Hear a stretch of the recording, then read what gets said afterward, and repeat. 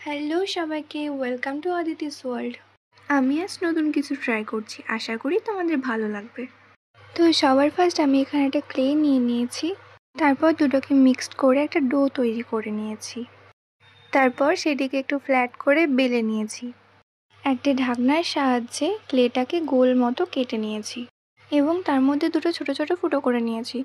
সেটা অবশ্যই কাঁচা থাকা অবস্থায় করতে হবে।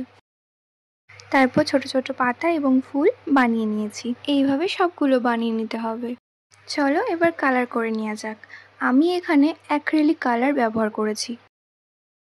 এরপর ছোট ছোট পাতা এবং ফুলগুলো কালার করে নিয়েছি। আমাকে যে রাখিগুলো বানাতে দিয়েছে তার রিকোয়ারমেন্ট ছিল রাখির ওপরে দাদা বা ভাই লিখে দেওয়ার।